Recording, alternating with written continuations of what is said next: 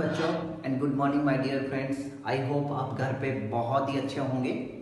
तो आज जो अपन स्टडी कर रहे हैं कंटिन्यूअस, जो रेस्पिरेटरी सिस्टम अपन ने स्टार्ट किया था उसके 4 लेक्चर कंप्लीट हो गए। आज जो लेक्चर है वो 5 लेक्चर है, क्योंकि प्रीवियस लेक्चर तक अपन ने पढ़ा दिया था लैरिंग्स के बारे में।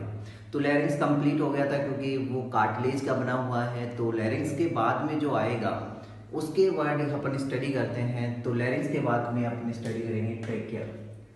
तो आज अपना पॉइंट क्या है, ट्रेकिया है। तो ट्रेकिया के बारे में अपन डिटेल स्टडी करते हैं। तो देखो, ट्रेकिया को अपन वाइंड पाइप भी कह सकते हैं। क्या कह सकते हैं? Wind pipe. ओके, वाइंड का मतलब क्यों बोला मैंने? क्योंकि यहाँ हवा को पार, यानी हवा जाएगी यहाँ से।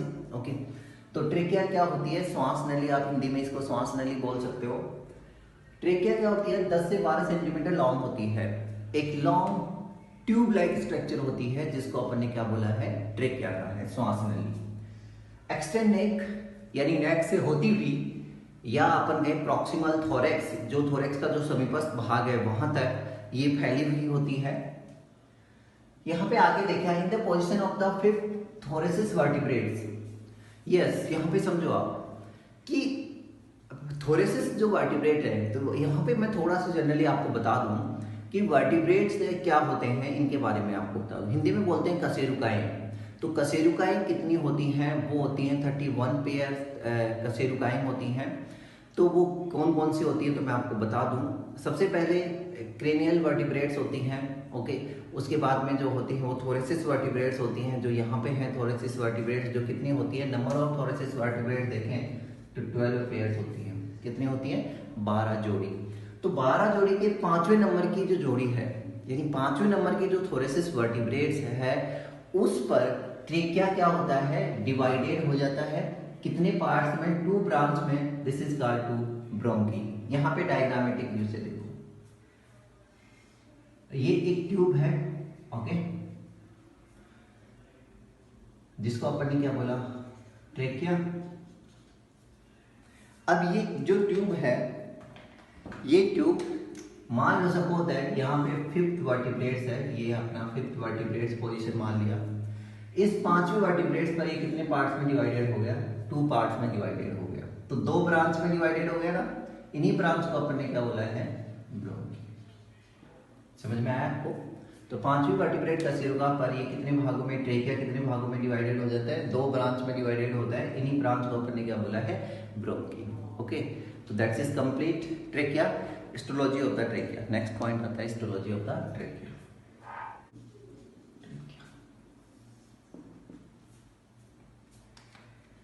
तो यहां पर देखो आप, ट्रेकिया की जो अपन ट्रेकिया की बात करें तो ट्रेकिया कितने लेयर के द्वारा कवर्ड होता है? 4 लेयर के द्वारा कवर्ड होता है। तो यहाँ पर 4 लेयर,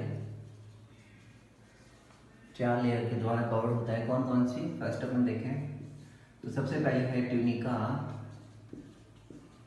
एडवेंटिटा। दूसरी है अपनी सी कार्टिलेज रिंग्स। ओके, थर्ड है अपनी सब म्यूकोसा एंड फोर्थ है अपनी म्यूकोसा लेयर। तो कितने लेयर्स के द्वारा ये कवर्ड हुआ? 4 लेयर के द्वारा। कौन कौन सी? Tunica adventitia, C cartilage ring layer and submucosa and mucosa layer. तो यहाँ पर देखो, ट्यूनिका एडवेंटिया मैं यहाँ पर बनाऊं कि मान लो सपोज दैट ये अपने ट्रेकिया है।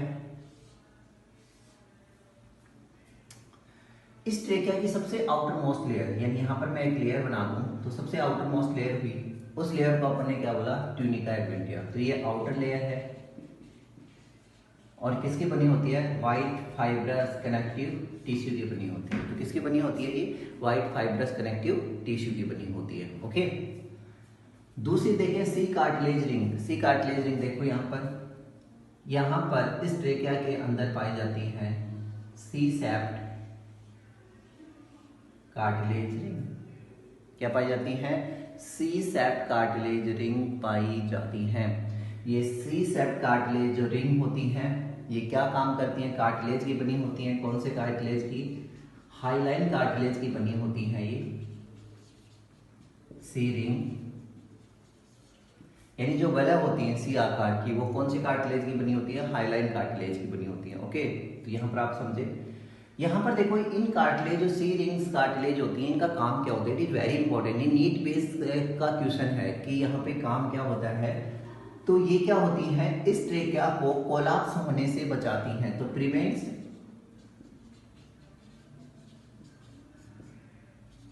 कोलैप्सिंग, यानी कहने का मतलब ट्रेकिया को, जैसे मान लो ट्रेकिया है, इतना इसका डायमीटर है, इसका डायमीटर यानी ये सिकुड़ने से बचाने का कार्य करती हैं। तो कार्टिलेज जो रिंग होती हैं, जो सी सेप्ट है, ऐसे सी सेप्ट हो गई, मान लो सी सेप्ट ये है, तो ये सी सेप्ट एंड इनका काम क्या होता है कि इस ट्रेकिया को कोलैप्स होने से बचाना, इसको सिकुड़ने से बचाने का कार्य करेंगी। कौन सी? सी कार्टिलेज रिंग्स। ओके, तो यहाँ तक आपको समझ में आया। आपसे पूछ लिया जाए कि सी कार्टिलेज रिंग्स का क्या कार्य होगा, तो आपको माइंड में आ जाना चाहिए तुरंत कि ये ट्रेकिया को सिकुड़ने से बचाने का कार्य करती हैं। ओके, नेक्स्ट थर्ड जो लेयर है वो कौन सी है? सब म्यूकोसा लेयर। सब म्यूकोसा लेयर के अंदर blood vessels, nerve, lymph vessels ये सब प्रेजेंट होती हैं, यानी ये बनी होती है ल्यूज कनेक्टिव टिश्यू की। ये ल्यूज कनेक्टिव टिश्यू की बनी हुई लेयर होती है सब mucosa layer. And mucosa layer ये सबसे इनर मोस्ट लेयर है, इनर मोस्ट लेयर। एंड इसी के अंदर गॉबलेट सेल्स ये सब प्रेजेंट होती हैं जो म्यूकस का सिक्रेशन करती हैं। आपको जब मैंने डाइजेस्टिव सिस्टम पढ़ाया था तो उसकी भी हिस्टोलॉजी आपको समझाई थी, तो वहाँ पे और मैंने बहुत ही डिटेल से बताया था कि यहीं पर म्यूकोसा लेयर के अंदर ही डाइजेस्टिव ग्लैंड्स पाई जाती हैं। सिक्रेटिव नेचर की होती है ये, क्योंकि म्यूकोसा लेयर को भी अपन 3 पार्ट में डिवाइडेड किया था। आप जाकर सारे बच्चे जाकर histology of the alimentary canal को देखें एक बार, उसमें बहुत मैंने डिटेल से समझा रखा है इन चारों लेयर के बारे में। ये तो सी कार्टिलेज रिंग्स है, यानी ये मस्कुलर लेयर है एक प्रकार की।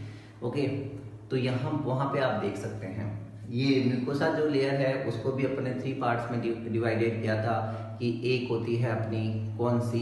Muscularis layer. Okay, muscularis layer के बाद में लेमिना प्रोपिया एंड थर्ड होती है म्यूकस मेम्ब्रेन या म्यूकोसल मेम्ब्रेन जो सबसे इनर मोस्ट लेयर होती है। ओके, तो do you understand all of these? ये आपको हिस्टोलॉजी समझ में आ गई होगी, वेरी वेरी इंपॉर्टेंट है। सिर्फ ये क्वेश्चन इंपॉर्टेंट है कि सी कार्टिलेज रिंग्स का क्या कार्य होगा। ओके, तो that's is complete to trachea complete. अगर मैं यहाँ पर आपको एक और पॉइंट बताने की कोशिश करूँ तो सी कार्टिलेज रिंग के अंदर ही, तो यहाँ पर आपको एक माइंड में रखना है कि इसकी जो डोर्सल है, जो इसकी डोर्सल है, यहाँ पर आपको रखना है कि ये अपनी वेंट्रल साइड है, तो ये एक अपनी कौन सी होगी? Dorsal side. तो डोर्सल साइड क्या होती है? इनकम्प्लीट होती है, जबकि वेंट्रल साइड क्या होती है? कंप्लीट होती है। तो ये भी आपके माइंड में रखना है, यहाँ पे आप लिख लेना नोट। इसकी जो डोर्सल साइड होती है, डोर्सल साइड इज इनकम्प्लीट, क्योंकि रिंग की फॉर्म होगी, रिंग जो होगी वो पूरी तरह कवर्ड होती है, लेकिन अगर देखें तो जो इसकी वेंट्रल साइड है वो वेंट्रल साइड, तो जैसे ही वेंट्रल साइड होगी तो इसकी वेंट्रल साइड तो क्या होगी? कंप्लीट होगी, जबकि डोर्सल साइड क्या होगी? इनकम्प्लीट होगी। ओके, तो ये भी आपके माइंड में रखना है। तो नेक्स्ट पॉइंट पे आते हैं। यस, तो ट्रेकिया कंप्लीट हो गया है बच्चों। तो उसके बाद में नेक्स्ट पॉइंट अपना क्या आता है? Bronchial tree. क्या होता है? ब्रोंकियल ट्री, यानी श्वसनीय वृक्ष। क्या बोल सकते हो आप? श्वसनीय वृक्ष, हिंदी में आप ये बोल सकते हो। तो ब्रोंकियल ट्रिक्स क्या होते हैं इनके बारे में देखते हैं। जैसे इसको मैं थोड़ा सा पहले बता दूं, branching system of the tube, जो रेस्पिरेटरी ट्रैक्ट है उसकी जो ब्रांच है वो कई ब्रांचों में डिवाइडेड हो जाएगा, उसी को अपन ने क्या बोल दिया? Bronchial tree. सपोज दैट आप ऐसे समझ सकते हो, बॉटनी के अंदर वृक्ष, ट्री के बारे में तो आपने पढ़ा ही होगा। ट्री के अंदर जड़ें होती हैं, स्टेम होता है, तना होता है, उसके बाद में ब्रांच निकलती हैं, एक ब्रांच फिर दूसरी ब्रांच, उसी से फिर उससे ब्रांच निकल जाती हैं। ऐसा देखा है आपने पेड़ के अंदर? सेम टू सेम वैसा ही आप समझो, यहाँ पर उसे इमेज कर लो और यहाँ पर समझ लो आप, ठीक है? मजा आ जाएगा। तो देखो, branching system of the tube कह दिया इसको अपन ने। अब कैसे ब्रांच हुई? सबसे पहले इसको समझ लो, वहां मैं डायग्राम से बता रहा हूँ। ट्रेकिया, तो ये लो मैंने बना दिया ट्रेकिया। ठीक है, समझो। ट्रेकिया फिफ्थ वर्टिब्रेट्स पर डिवाइडेड हो गया ब्रांच में। उस ब्रांच को हमने बोल दिया प्राइमरी ब्रोंकी। ये है अपनी प्राइमरी ब्रोंकी, समझते जाना है। यहां पर प्राइमरी ब्रोंकी से अगर कोई और ब्रांच निकल रही है, ये लो मैंने और ब्रांच निकाल दी, तो इसे मैंने बोल दिया सेकेंडरी ब्रोंकी। सेकेंडरी ब्रोंकी से कोई और ब्रांच निकल रही है, क्या निकल रही है? सेकेंडरी से कोई और ब्रांच निकल रही है, इसको मैंने बोल दिया टर्सरी। बोल सकता हूं, ओके। अगर इस टर्सरी ब्रांच से भी, तो देखो प्राइमरी होगी, सेकेंडरी होगी, टर्सरी होगी, उसके बाद में भी बहुत सारे डिवीजन होते हैं। तो मैं यहां नहीं दिखा रहा, जैसे मान लो सपोज दैट बहुत सारे डिवीजन हुए हैं और ब्रांच और डिवाइडेड हो गई। टर्सरी के बाद में क्वार्टरनरी हो गई, फिफ्थ हो गई, सिक्स, पैनी सक्सेसिव डिवीजन हुए और ब्रांच में डिवाइडेड होता गया। लास्ट वाली अपन ने बोल दिया, उस ब्रांच को बोल दिया टर्मिनल ब्रोंक्यूल्स। तो देखो सपोज दैट यहाँ पर जो सक्सेसिव डिवीजन हुए, इसको मैंने बोल दिया ये this is a terminal bronchiole. क्या बोल दिया? Terminal bronchioles. टर्मिनल ब्रोंक्यूल्स के बाद में और छोटी छोटी अगर ब्रांचें फैल गई हैं, ये लो और ब्रांचें फैला दी अपन ने, तो इसको अपन ने बोल दिया ब्रोंक्यूल्स। क्या बोल दिया? ब्रोंक्यूल्स। बोला ना, ब्रोंक्यूल्स हो गया। ब्रोंक्यूल्स के बाद में इनके अंदर भी डिवीजन हुआ कि मान लो एक ब्रोंक्यूल्स यहां से ले लिया मैंने, एक ब्रोंक्यूल्स है वो आगे भी डिवीजन कर गई, ऐसे कई ब्रांचें निकल रही हैं, तो इसको अपन ने बोल दिया ब्रोंक्यूल्स। के बाद में टर्सरी ब्रोंक्यूल्स, फिर ब्रोंक्यूल्स हो गया, सॉरी यहाँ पे ब्रोंक्यूल्स, और ब्रोंक्यूल्स के बाद में ये मान लो अपना क्या हो गया? Terminal bronchioles. क्या हो गया? Terminal bronchioles. टर्मिनल ब्रोंक्यूल्स के बाद में यहाँ पर देखो तो ये क्या हो जाएगा अपना? Respiratory bronchioles. क्या हो गया? Respiratory bronchioles. रेस्पिरेटरी ब्रोंक्यूल्स के बाद में आप देखो, रेस्पिरेटरी ब्रोंक्यूल्स के बाद में और छोटी छोटी डक्ट निकलने लग गई। यहाँ पे डक्ट निकल गई, यहाँ पे डक्ट निकल गई। इन सबको अपन ने बोल दिया एल्वेलर डक्ट। क्या बोल दिया? एल्वेलर डक्ट बोल दिया। देखो यहाँ पे एल्वेलर डक्ट। एल्वेलर डक्ट से जैसे मान लो ये डक्ट थी अपनी, यहाँ पे डक्ट मान ली, इस डक्ट से अपन ने और छोटी छोटी ये इनको अपन ने बोल दिया एल्विली। क्या बोल दिया? एल्विली, वायु कूपिकाएं। क्या बोल दिया? वायु कूपिकाएं कह दिया। तो यहां पर आप समझो, मैंने बहुत ही रफ डायग्राम बनाया, जल्दी बनाया, मैंने फास्टली बनाया है ताकि आप, बहुत इजी है, इसके बारे में समझने की जरूरत है नहीं, बहुत ही इजी है ये। कि यहाँ पर कोई ब्रांच है, जैसे मान लो एक पाइप है। आपने अगर खेत में कभी आपने देखा हो तो खेत के कुएं से जो पाइप लगा हुआ है उसको आप ट्रेकिया मान लो कि वो पानी लेकर आ रहा है, ठीक है। अब कुएं में से जब पाइप, एक दूसरा पाइप अपन ने जो लगाया, वो पाइप है वो एक टैंक के अंदर पानी भर रहा है, उसको आप प्राइमरी मान लो। उस टैंक से और कोई पाइप लगा दिया तो सेकेंडरी मान लो।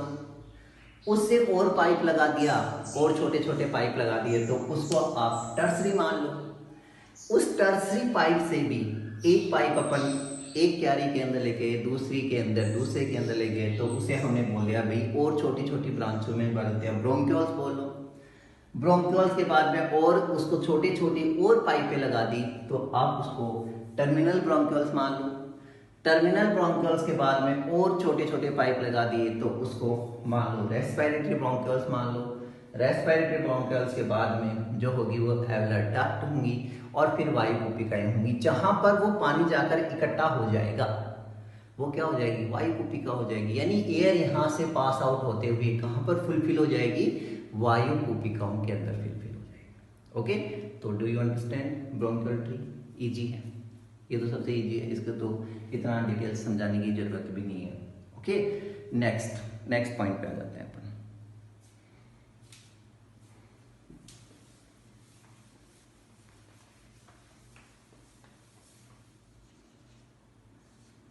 नेक्स्ट अपना पॉइंट है कौन सा? डायफ्राम। तो डायफ्राम के बारे में देखते हैं कि डायफ्राम क्या होता है। तो सबसे पहले अपने माइंड में आया कि डायफ्राम है क्या। तो डायफ्राम एक डोम लाइक हॉरिजेंटल स्ट्रक्चर है भाई।